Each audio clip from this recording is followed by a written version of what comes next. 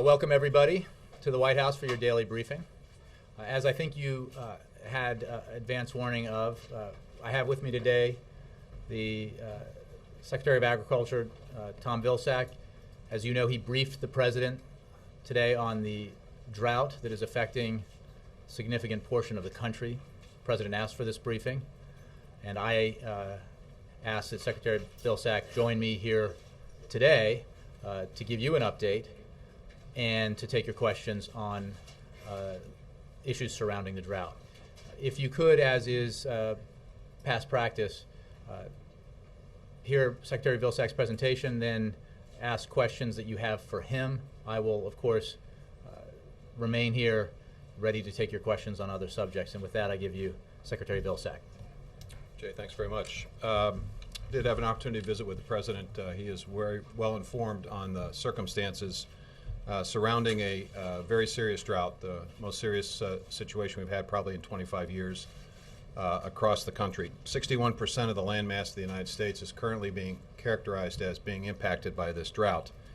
And our hearts go out to the producers, the farm families who are struggling through something that they obviously have no control over and trying to deal with a very difficult circumstance. There's no question that this drought is having an impact on our crops. 78% of the corn crop is now in an area designated as drought impacted. 77% of the soybeans that are being grown in this country also impacted. It also obviously involves other commodities as well. 38% of our corn crop as of today is rated poor to very poor. 30% of our soybeans poor to very poor. And this obviously will have an impact on the yields. Right now we have indicated yields will be down about 20 bushels to the acre for corn and about 3 bushels to the acre for beans. That may be adjusted upward or downward as weather conditions dictate. This will result in significant increases in prices. For corn, we've seen a 38% increase since June 1st in the price of a bushel of corn. It's now at $7.88. A bushel of beans have risen 24%.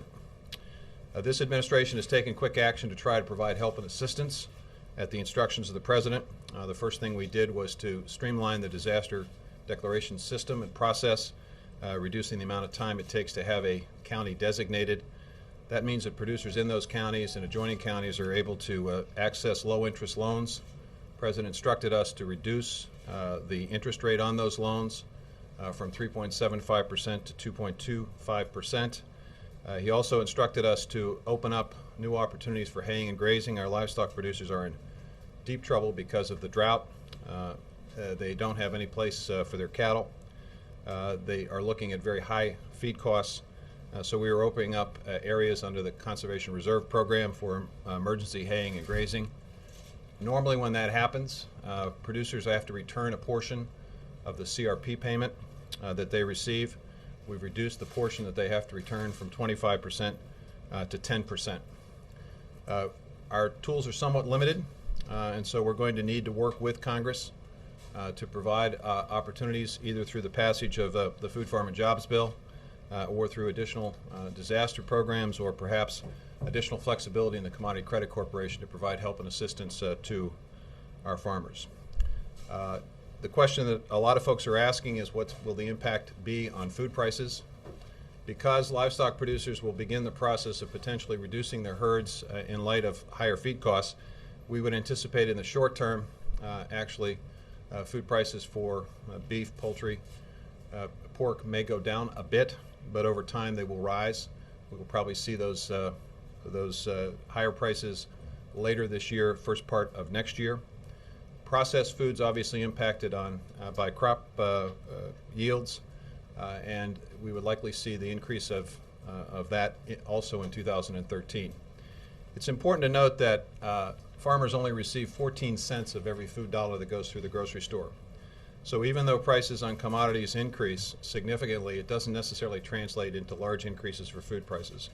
And if in fact people are beginning to see food price increases now, it is not in any way, shape, or form related to the drought, and we should be very careful to keep an eye on that to make sure that people do not take advantage of a very difficult and painful situation. There is some degree of uncertainty about all of this. Technology has allowed us to have more drought-resistant crops. spotty nature of drought, the spotty nature of rains can sometimes result in better yields than anticipated. We're just going to have to see. As of today, 1,297 counties have been designated as secretarial disaster areas. That's approximately a third of the counties in the United States. We're adding 39 counties today in 8 states. Those states are New Mexico, Tennessee, Utah, Wyoming, Arkansas, Indiana, Georgia, and Mississippi. We have staff that is now traveling to 12 states significantly impacted by the drought in order to get a first-hand look at conditions. And we'll do everything we possibly can to help folks, but we're obviously going to need some help working with Congress to create greater flexibility in programs to revive the disaster programs that were allowed to expire last year or to pass a food, farm, and jobs bill. Jay, with that? Yes, Ben. Thank you. Thank you, Mr. Secretary. 2 questions. To follow up on the point you just made about the tools are limited, is there a specific amount of aid that you'll be seeking from Congress? You know, it's very difficult to pinpoint that with specificity because we don't really know what the impact could be. For example, based on our current estimates today, the corn crop would still be the 3rd largest corn crop in the United States history. And the reason for that is because there were more acres planted at the beginning of the year. So we just have to wait to see what our yields are going to be. In the meantime, though, we can create a structure and system either through a revival of disaster programs or passage of the Food, Farm, and Jobs Bill that contains some relief for livestock producers or some flexibility in CCC, so we're prepared to move as soon as we know precisely what the impact is going to be. Crop producers have the ability to utilize crop insurance, and for the most part, crop insurance will provide historically about 72% coverage of yields and revenue loss, but it's the livestock producers that are in the biggest and most troubled situation because they simply don't have any disaster program, and there's no such thing as a crop insurance program for livestock producers. Sorry, one other question. You gave us some specific numbers about crops and prices, but this drought is obviously happening at a very difficult time for the whole country and the economy. Can you give us a macro sense of how this drought could affect the economy? Well, right now, the rural economy is one of the bright spots in the economy. We're seeing record farm exports. We're seeing expansion of new markets. We're seeing a development of a bio-based economy with record amounts of biofuel being produced, and we're seeing outdoor recreation opportunities take off because of more acres enrolled in conservation programs. So it's a little difficult to say what the macro impact will be. 1 out of every 12 jobs in the economy is connected in some way, shape, or form to what happens on the farm. We're actually seeing farm implement, up to this point, we saw an increase in farm implement manufacturing and shipments at a record level. So obviously this drought will provide some degree of uncertainty, but the most important thing is for Congress to take action to provide some direction and assistance so that folks know what's going to happen, what kind of protection they're going to have. That certainty is really important, and that's whether they want to get to work on the Food, Farm, and Jobs Bill, they want to develop a separate disaster program or an extension of existing programs, whatever it might be. Having that done as soon as possible will be quite helpful. Roger, then April. Thank you. Mr. Secretary, two questions. Number one, you mentioned farm exports as being a bright spot. Do you have any sort of estimates on the amount of reduction on exports for corn and soybeans now, given the drought situation, even a range? And second, will there be any EPA assessment of the mandate of using corn for ethanol? There's no need to go to the EPA at this point in time based on the quantity of ethanol that's currently in storage. There's no problem in that area at this point in time. On exports, we would anticipate and expect they would be reduced. But again, the area and the amount of reduction depends on what the yields are, and I won't know what those are until we in fact harvest the crop.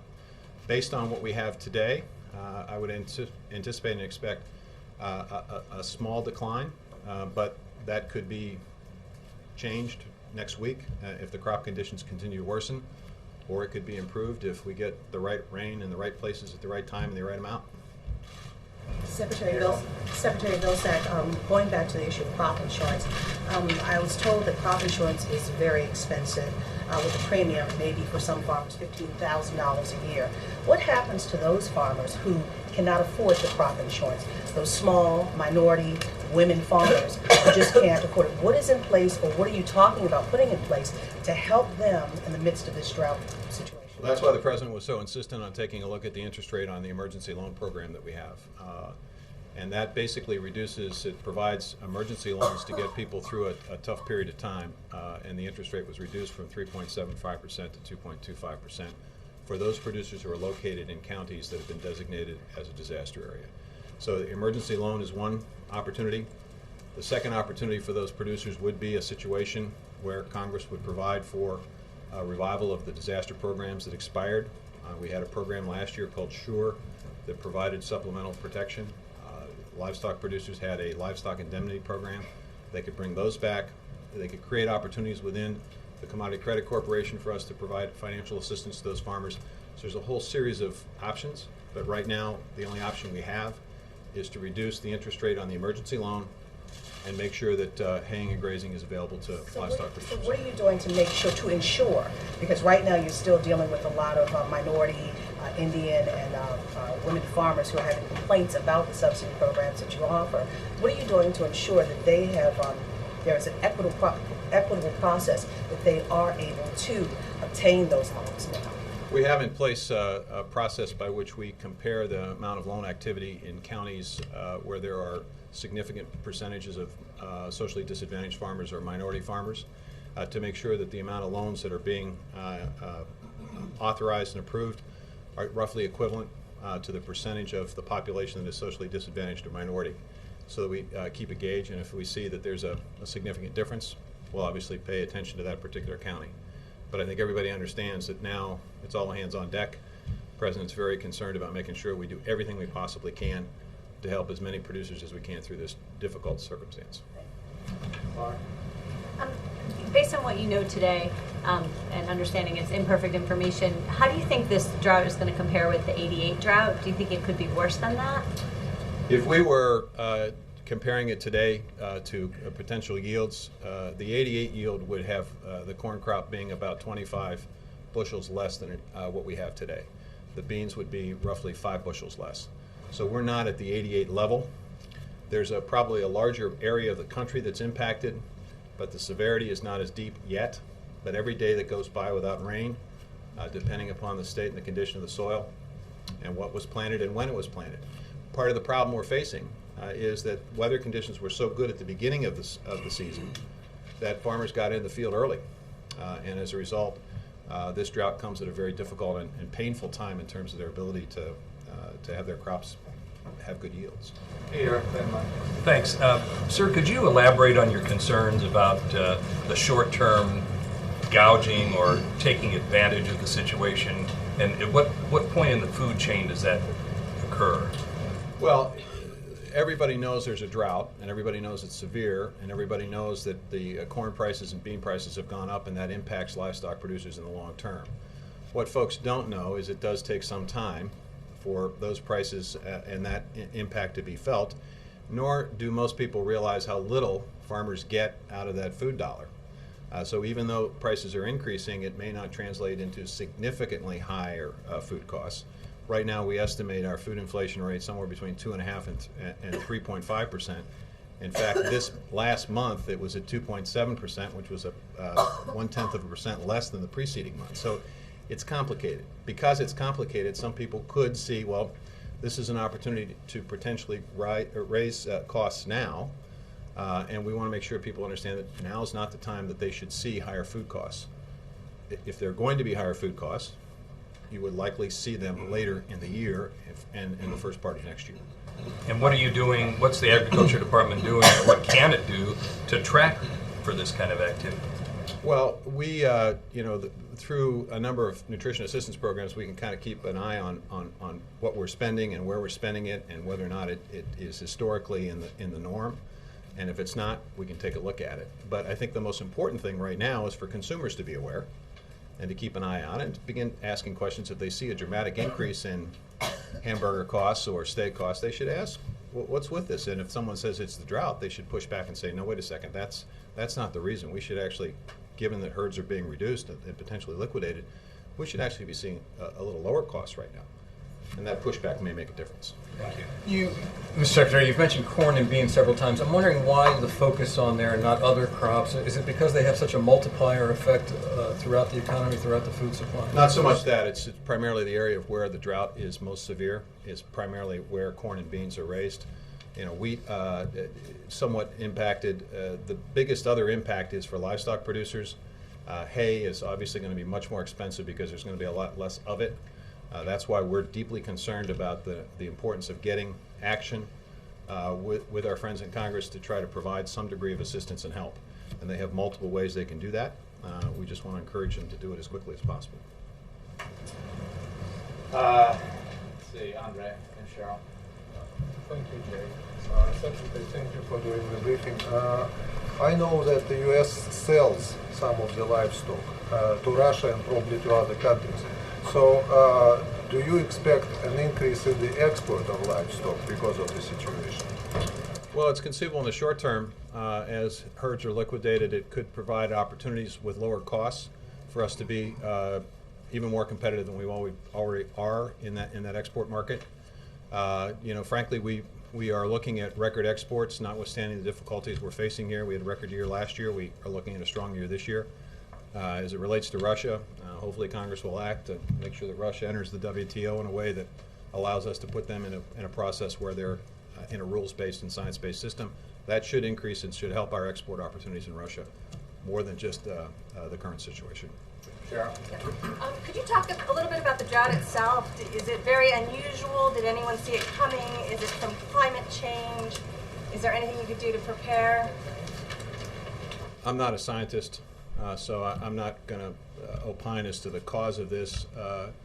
You know, all we know is that that right now there are a lot of farmers and ranchers who are struggling, and it's important and necessary for them to know, rather than trying to focus on what's causing this, what can we do to help them? And what we can do to help them is lower interest rates, expand access to grazing and haying opportunities, lower the penalties associated with that, and encourage Congress to help and work with us to provide additional assistance. And that's where our focus is. You know, long term, we will continue to look at weather patterns, and we'll continue to do research and to make sure that we work with our seed companies to create the kinds of seeds that will be more effective in dealing with adverse weather conditions. It's one of the reasons, because they have done that, it's one of the reasons why we're still uncertain as to the impact of this drought in terms of its bottom line, because some seeds are drought resistant and drought tolerant, and it may be that the yields in some cases are better than we expected because of the seed technology.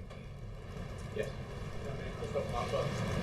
I want to follow up on Andre's question just the other way around. Wouldn't it first make sense to increase imports of crops to feed the herds instead of slaughtering? I mean, it's unconventional for this country to think about improving imports instead of supporting more exports. But well, I think that the margins, particularly for livestock producers, are pretty tight, and those margins aren't necessarily impacted or affected by importing more costly feed.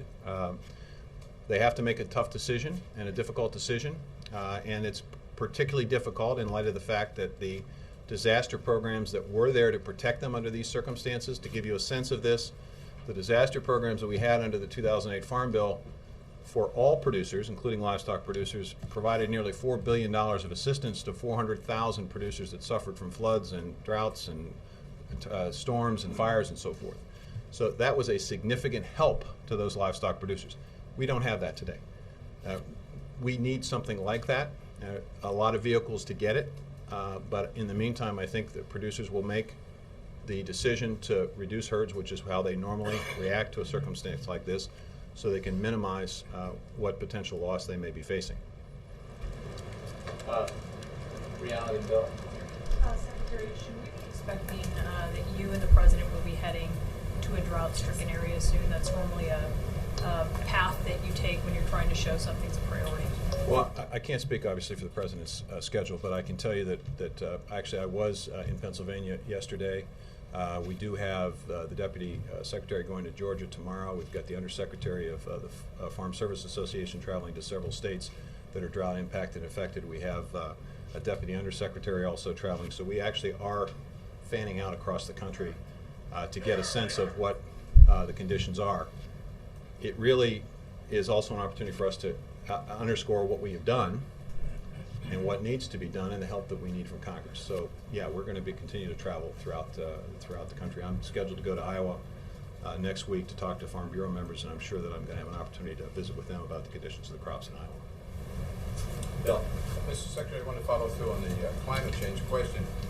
Is there any long-range thinking at the department that if you add the wildfires and the heat wave and the rise in sea levels and now this drought, that there's something more going on here than just 1 year of a bad crop, and you know, you need more than better seeds? Maybe do something about climate change. Sorry, our focus, to be honest with you, in a situation like this is on the near term and the immediate. Because there's a lot of pressure on these producers. You know, you take the dairy industry, for example. We've lost nearly half of our dairy producers in the last 10 years. They were just getting back to a place where there was profitability, and now they're faced with some serious issues. And again, no assistance in terms of disaster assistance. So that's our near-term focus. Long-term, we obviously are engaged in research projects. We're obviously working with seed companies. You know, don't discount the capacity of the seed companies. These technologies do make a difference, and that's one of the reasons why, at least based on the yields today, we're looking at potentially the third largest corn crop in our history. Now, that may be adjusted downward, it may be adjusted upward, depends on the rain, depends on circumstances. But even with the difficulties we're experiencing, we're still looking at a pretty good crop as of today. Tomorrow, it could change, obviously. Why don't we take one more for the Secretary? Yes, sir. Yes. Oh, I'm Dr. Harper, the Intermountain Christian News, and Governor Perry last year had this National Day of Prayer and Fast, and he was encouraging people to pray and fast for these national disasters. Do you have any picture of that? Well, I can only speak for myself. I get on my knees every day, and I'm saying an extra prayer now. If I had a rain prayer or rain dance I could do, I would do it. But honestly, right now, the focus needs to be on working with Congress. They have the capacity to help these producers by creating greater flexibility in the programs, providing us some direction in terms of whether disaster assistance can be revived. Those are the kinds of things we're focused on. Thank you very much, Mr. Secretary. Appreciate it. Is the president going, Jay, to go anywhere? I don't have any scheduling updates for the president to provide to you today. If and when I do, I'll provide them. We can now return to our regular programming. Mr. Feller? Thanks, Jay. A lot to cover on Syria, so I'll question on that, and then I wanted to squeeze in one on domestic politics. First of all, on Syria, we've heard some initial reaction, but one thing I haven't heard is whether the White House condemns the killing, condemns the bombing of the top officials of the Assad regime. What I can say, Ben, is what we've said all along, which is that we do not believe that violence is the answer. And it is precisely because of the ongoing campaign by President Assad against his own people that we are seeing a situation that is getting worse and worse. And that is why it is so important for the international community to come together around a plan that produces the transition, the political transition that is essential if Syria is to have a brighter future. I think the incident today makes clear that Assad is losing control, that violence is increasing rather than decreasing, and that all of our partners internationally need to come together and support a transition. You know, one concern expressed by those who have resisted supporting a transition that would see Assad remove himself from power is that that outcome would cause the situation to spiral out of control or cause chaos or more violence. And our argument has always been that the situation as it exists with Assad in power is what will result in greater violence and greater chaos, and that is being borne out, unfortunately. So, as you know, we're working with our partners up at the United Nations in New York. trying to bring about the consensus that we believe is absolutely necessary. Can you inform us whether Assad was a target and whether the administration knows where he is now? I don't have any information on that. We're still gathering details about the incident. Again, all I can tell you is that it reflects the fact that the situation is getting more violent every day in Syria, and it only proves the point that we've been making, that the window is closing.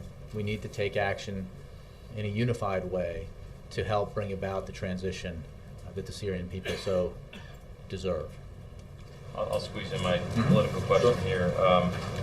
Speaker Boehner today, in talking about the president, said, quote, he doesn't give a damn about middle-class Americans.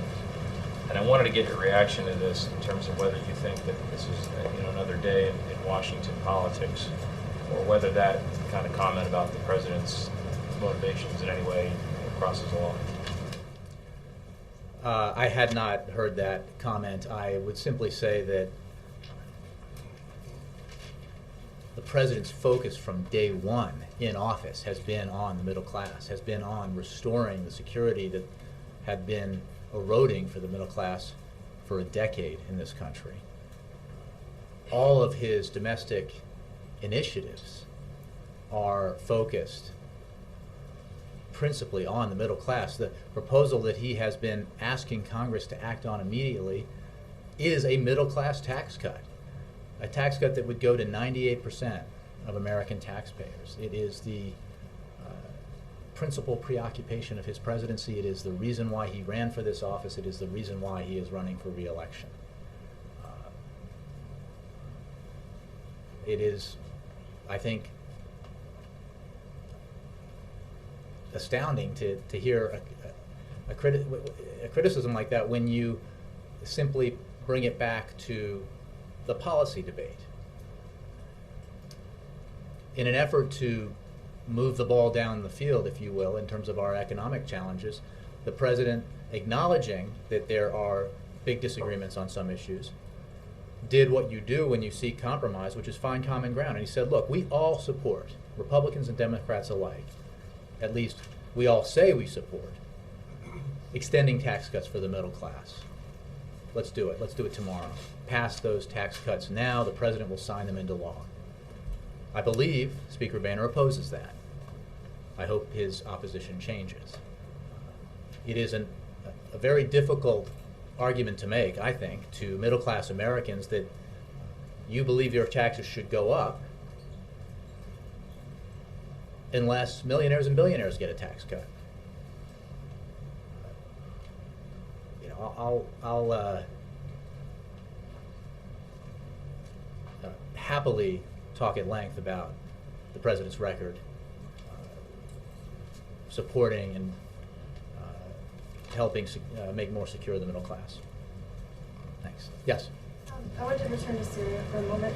Do you have any information about who may have been behind the suicide bombing? And I've seen published reports of a group taking responsibility, but I don't have any other information besides that. And in light of the increasing violence in Syria, are you concerned? How concerned are you about the security of the country's chemical weapons stockpile? Well, we have, as you know, repeatedly made it clear that the Syrian government has a responsibility to safeguard its stockpiles of chemical weapons, and that the international community will hold accountable any Syrian officials who fail to meet that obligation. We, the United States, are closely monitoring Syria's proliferation-sensitive materials and facilities, and we believe that Syria's chemical weapons stockpile remains under Syrian government control. But taking a step back, we have long said that the presence of chemical weapons in Syria undermines, in Syria and the region, undermines peace and security, and we continue to call on the Syrian government to give up its chemical weapons arsenal and to join the Chemical Weapons Convention. Yes, sir. What do you have on the Bulgaria blast that targeted some Israelis? The Israelis are saying apparently that it has all the earmarks for something by Iran. This is obviously breaking news, and we are working to ascertain all the facts, but I want to be clear that the United States condemns such attacks on innocent people, especially children, in the strongest possible terms. The President's thoughts and prayers are with the families of those killed and those injured. We also stand with the people of Israel and the people of Bulgaria in this difficult time. Going forward, the United States will support our friends and allies as they confront terrorism, and of course our commitment to Israel's security remains unshakable. Does this look like something that Iran would have done? I don't have information yet on anything specific to the incident itself, and who, if in fact it was terrorism, and who was responsible for it. I can tell you that the President has been briefed on it, but I don't have any more details on it. Donna. Thanks, Jay. I have two questions. First, on the GOP allegations that the Obama administration has, quote, gutted Medicaid, or I'm sorry, welfare, gutted welfare reform. And I think Romney has also weighed in saying that President Obama, quote, wants to strip the established work requirements from welfare. And I was wondering what the President or the White House response to those allegations is.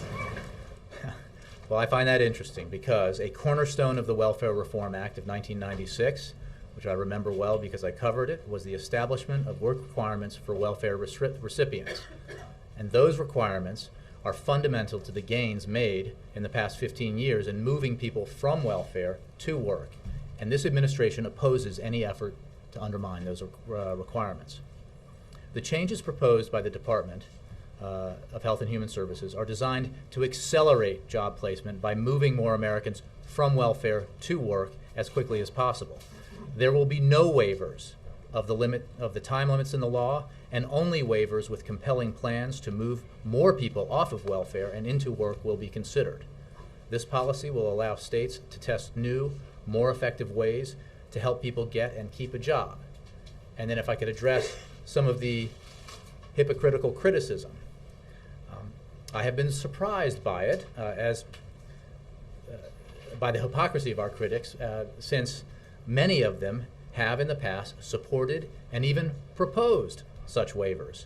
Governor Romney, Governor Barber, Governor Huckabee, Secretary Tommy Thompson, and Senator Grassley all supported these kinds of waivers for states in the past. In a 2005 letter to the Senate, Republican governors, including then Governor Romney, requested such waivers.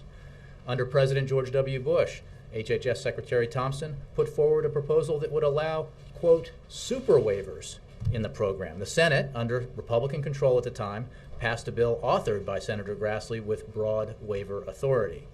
And just last year, states led by Democrats and Republicans, including Nevada and Utah, called for these waivers, these very waivers, so they could have more flexibility to get more people back to work faster. So, given this long, documented history of bipartisan support, it is surprising, to say the least, to see this kind of flip-flopping on the part of Republicans. Are you suggesting that Mitt Romney flip-flopped on this? I'm suggesting that everyone I named by name in the past supported these kinds of waivers, and I am also making clear that this administration in no way supports any effort to undermine the work requirements that were fundamental to the Welfare Reform Act signed into law by President Bill Clinton in 1996. Wendell. Oh, I'm sorry, did you have a second question, I just Donna? had one Yeah. quick one.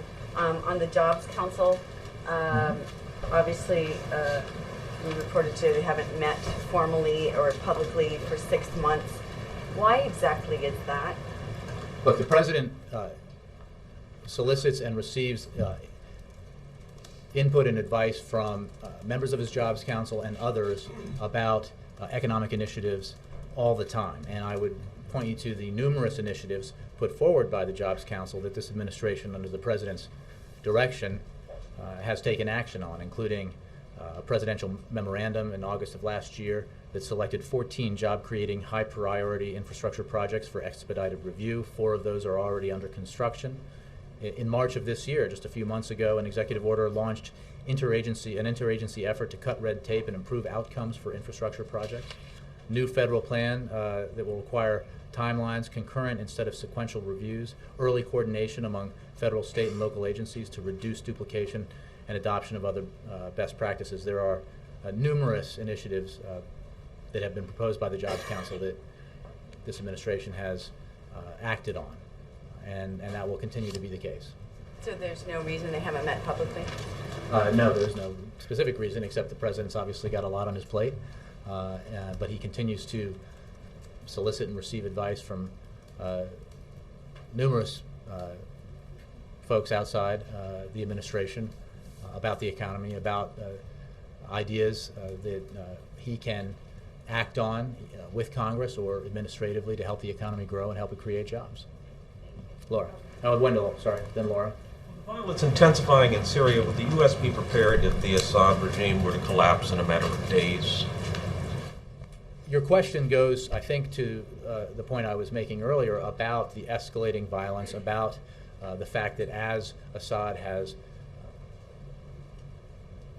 stayed in power and continued to perpetrate violence against his own people, that the situation has become more and not less chaotic, that the opportunity for a peaceful transition begins to diminish. Now, we believe that that opportunity still exists. That's why we need to come together with our partners internationally, form a consensus that embraces the notion that a transition in Syria is taking place and must take place, and that it cannot include President Assad because he has forfeited long ago any credibility he has with the Syrian people. And we call on our friends and our partners internationally to recognize that Assad is a spent force in terms of history. He will not be a part of Syria's future. And the best possible course of action for every country with an interest in the region and in the future of the Syrian people is to ally with the Syrian people and support a transition that is inclusive and allows for the establishment of a process and a democratic future for Syria. On another subject, there's been some Democratic pushback recently on what they see as Republican attempts to basically hold the president hostage to the threat of the sequester. Are you concerned that this might have a chilling effect on hiring by defense contractors and others who see us headed ever closer to that fiscal cliff? The president's position is and has been that Congress needs to do the work that Congress assigned itself back last summer when it passed with bipartisan majorities in both the House and the Senate the Budget Control Act. The sequester, which was part of that legislation, was designed to be unpalatable to everyone. It was designed to have cuts that no one supported in both defense spending and in non-defense spending. And it was designed that way precisely because it required what was required was the kind of motivation to make some tough choices and tough votes that Congress clearly needs in order to do the right thing, which is embrace a balanced approach to long-term deficit and debt reduction. That is an approach the president supports. It is embodied in the proposals he's put before Congress. It's a position that is broadly supported by the American people, by bipartisan commissions like the Bowles-Simpson Commission and the Domenici-Rivlin Commission.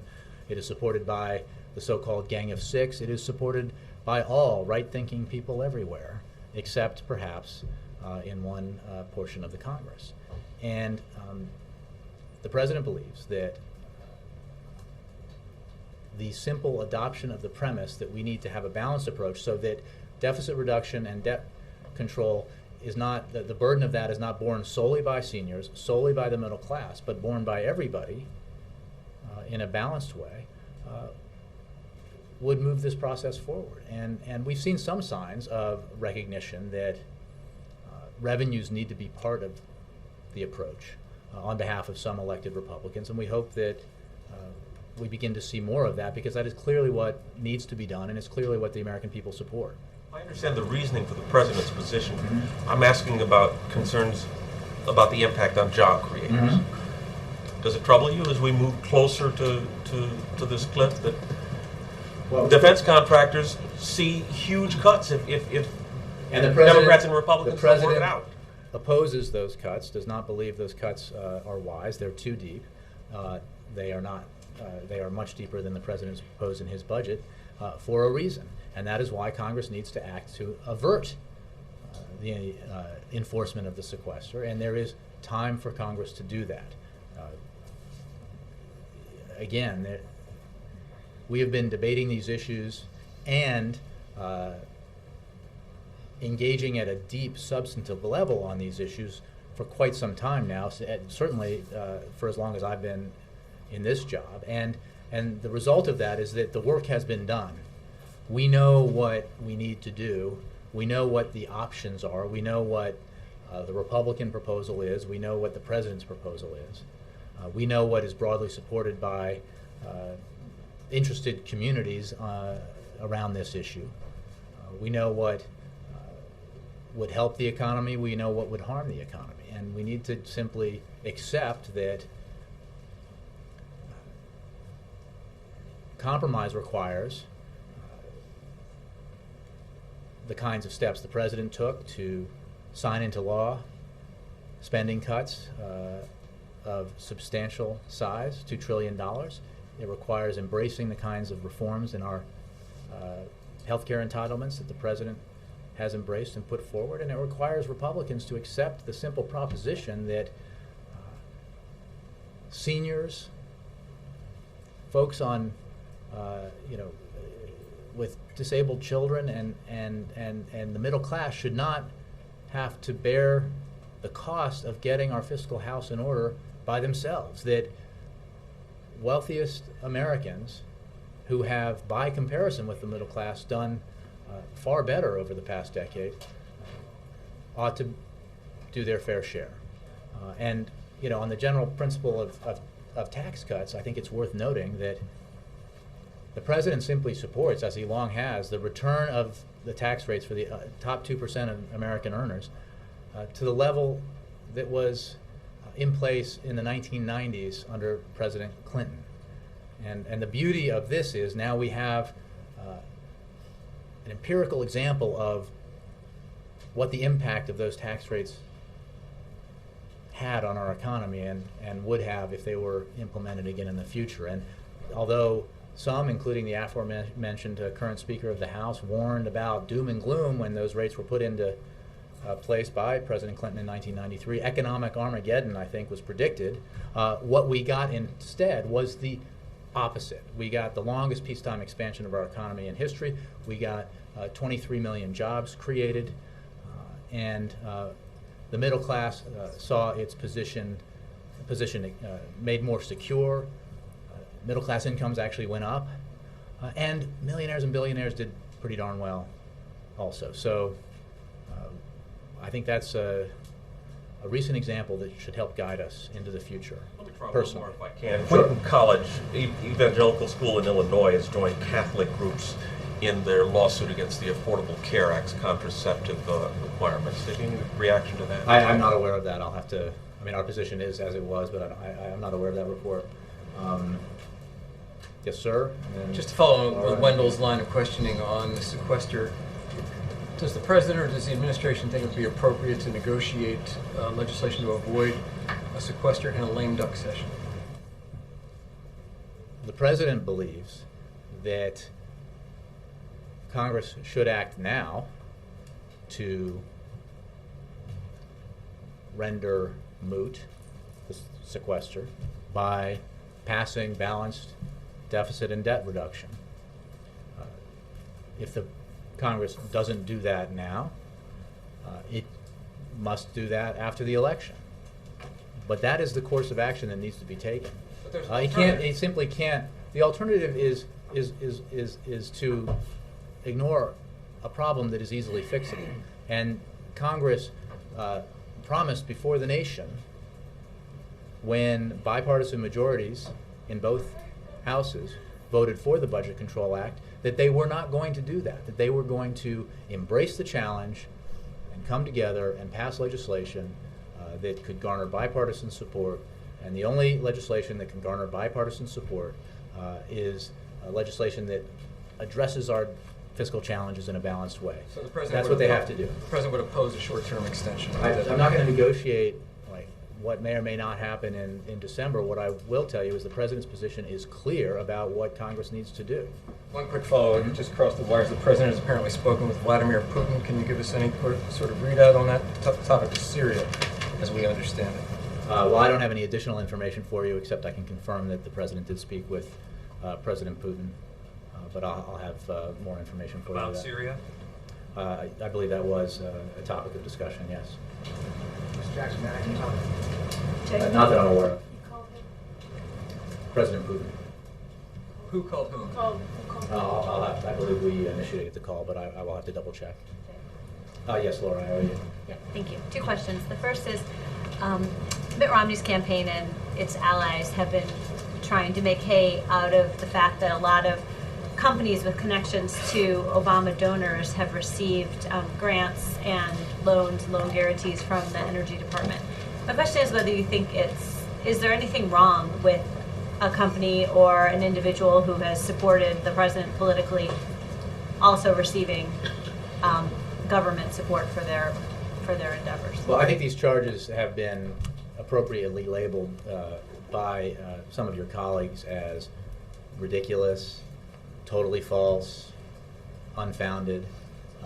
We certainly believe that and know that. The fact of the matter is these programs, a principal one of which was started under the Bush administration, gave out loans on a merit basis, and that's been well established.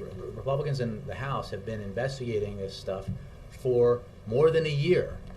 And you know what they got so far? Nothing, because the program is, again, the loans are assigned on a merit-based basis. And we have long acknowledged that one of the reasons why, and this was true under the Bush administration when one of these programs was established, that you create these investment programs to invest in industries that might not otherwise get that seed money that they need to grow, and that inherently there is some risk involved in that. But the broader principle here is that we need to build those industries in the United States because they will be vital industries in the 21st century. And if we don't build them here, they will be built in China or Europe or India or elsewhere. And jobs will be created in China or India or Europe or elsewhere. And this president was not willing to cede these key 21st century industries to the Chinese or the Indians or the Europeans or others. So that was why he made the investments through the Recovery Act that he did. Those investments have supported hundreds of thousands of jobs, and even more significantly, they have helped clean energy industries here in the United States expand and place roots into the American economy in a way that will continue to pay dividends economically for years to come. My second question is following up on Donovan's question about the Jobs Council, and I'm wondering if it's at all awkward for the president to be campaigning against recommendations that the Jobs Council made, such as the territorial tax system. Well, no. I think we made clear when the Jobs Council was created, these are outside advisors who, by design, come from different areas of the economy, and they bring different views, and they are not members of the administration, and that's the whole purpose of it. And the president wanted this outside input, and he wanted to evaluate ideas, and obviously he will embrace and support some of them, and he has, as I began to speak about earlier, and others he won't support. So the territorial tax system that you referenced, the president doesn't support that because, as was demonstrated in a report published in Tax Notes earlier this week, it would create a situation where jobs are created overseas rather than in the United States. And I mean, it stands to reason if you give a tax incentive to companies to build factories overseas, they're going to do that, and the jobs that come along with that will be created overseas. What does that say about your Jobs Council if they were promoting an idea that would be It so says harmful? that the president has received many fine ideas from the Jobs Council that he agrees with and he supports, and that he doesn't agree with and support every idea that everybody has put on the table, because he has to balance the various interests that are at stake when he looks at what's best for the American economy, what's best for the middle class, what's best for manufacturing here in the United States, and what approaches are best to encourage companies to build factories in the United States, open offices in the United States, and hire American workers. That is his focus, and that has driven his economic proposals, and it is driving his economic vision for the next 4 years.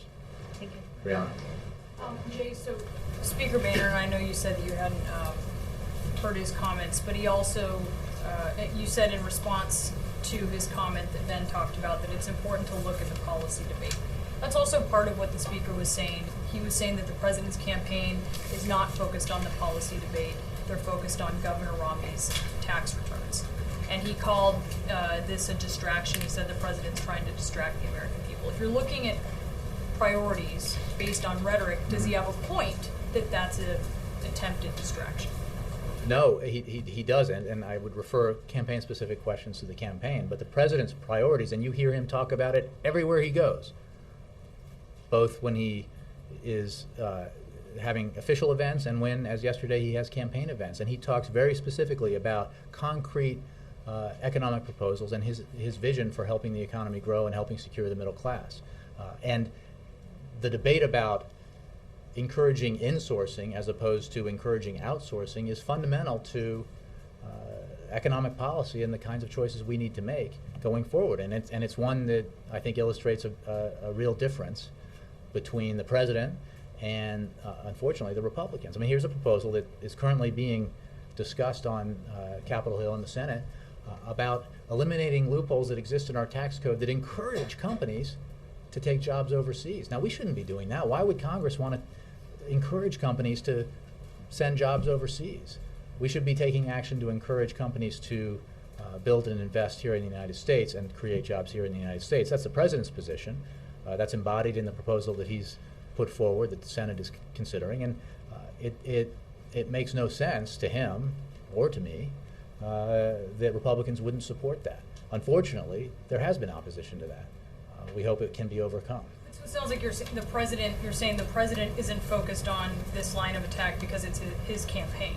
No, I didn't say that at all. I said that one of the issues that's being debated in the campaign as relates to the president's opponent has to do with vision and what policies you support with regards to outsourcing versus insourcing, and what you're. Well, I mean, one of the issues that I think you ought to take specific questions about Governor Romney and the campaign to the campaign, but what the president believes, as I can speak for the president, well, there are issues that I think are best addressed by the campaign, but I can tell you what the president believes and what his positions are, and I can tell you on the issue of his policy positions on outsourcing and insourcing and the distinctions that exist between his position and Governor Romney's. He feels very strongly about that. That's why he's pushing them so hard, both on the campaign trail and in Congress. And when it comes to transparency and accountability, the president believes that that comes with the office. I mean, he has said, and I will quote him, that when you're president of the United States, you are responsible, and you live by the adage that Harry Truman coined, that the buck stops here. And so, that's the whole debate about whether are you when you're president of the United States, you can't say, well, I know I have the title, but I'm not really responsible for what happens here in the White House or in the federal government. I was doing other things. I mean, you are responsible and the president believes that very strongly. And if you're going to run for president, it's not necessarily comfortable, but it's become a tradition and it's an important one. You make your tax returns available because you think the American people deserve that kind of transparency. So, again, I'm speaking for the president. If you have questions about how the campaign specifically is addressing these issues, you should take them to campaign. But the president, his record demonstrates that, and he very much supports it. And I want to follow up on the question about Wheaton College. We've filed a story on this, Wheaton College joining Catholic University in a lawsuit. I just got this question, and I don't have, I'm not even aware of it, so I'll have to take the question. Okay, I mean, it's pretty simple. They're joining Catholic University. There are many institutions that are suing over this. I'm just wondering if there's a concern that this is sort of just a sign of more to come. The administration's already lost the support of its key ally, the Catholic Health Association. Is there a concern that there's more to come? The president, as you know, when this was a topic of discussion earlier this year, was committed to finding a balance between religious liberty, which he has a strong attachment to and belief in, and the need to ensure that women had access to important preventive services, including contraception. And he made sure that that balance was struck in the policy that is moving forward. And that's the position he's taken. I don't have, in terms of the iterations of developments in court cases, again, I'm not aware of this specific case or the fact that this college is involved in it. Well, I mean, but that's just it. This is the premier evangelical institution in the U.S. joining a lawsuit. Isn't that isn't that a development? How does it register? I'm not saying that it's. I mean, it's clearly a development if CNN has done a story on it. But the it broke an hour before the briefing. I'm a whole hour. What I'm saying is that, as a matter of principle, I just don't have anything specific on this event, since I was informed about it by one of your colleagues earlier. What I can tell you is that the president believes very strongly in finding the balance that he believes he found and the administration found in putting forward the policy that he's put forward. And on specific legal actions, I would have to take the question or probably refer you to the Department of Justice. Yes, ma'am. The Syrian opposition has been vocal in their criticism of the Obama administration, saying that you haven't been doing enough, and basically all what they're receiving is rhetoric of President Assad has to sit down. How do you respond to that? Well, I would say that the United States has led the effort to organize the international community, to try to unify the international community in support of both the Syrian opposition, but more broadly the Syrian people, and the whole premise that there needs to be a transition in Syria without President Assad. Our very clear position on the brutality that Assad has perpetrated, the fact that he long ago gave up any opportunity to participate in a transition towards to democracy in Syria, has been vocal and clear. And it is not. It is a simple fact that at the United Nations, efforts that we supported and led to pass resolutions that would have, that we believe were the correct ones against Assad, were not supported by Russia and China. And we've been very clear about our disappointment in that, and that's why we've continued to work with the Russians and the Chinese to try to persuade them that history is not on the side of those who would ally themselves with President Assad, that it is in the interest of peace, it is in the interest of the Syrian people, and it is in the interest of those nations that want a continued relationship with Syria and the Syrian people to support a transition in Syria that does not include President Assad. By when you say transition, you often said that from this podium. We need as we've seen elsewhere, there has to be a process that a transition period that allows for the interim government, if you will, that allows for the establishment of a new democratic process in that country that would eventually. This current regime? No, our point is without this regime. I mean, that's the point we've been making, that Assad cannot participate in that process because he has lost all credibility with his people by the simple fact that he has gone around the country killing innocent Syrian civilians. Yes, ma'am. Jay, you just said you are pursuing a resolution. I'm sorry? You are pursuing a resolution on United Nations meetings right now. What what is your strong leverage to use against Russian veto trade today? Look, we are in regular conversation with the Russians, and we've made our positions clear. And our point to the Russians and others is that, as I just said, if you ally with Assad, you're going to end up on the wrong side of history, and that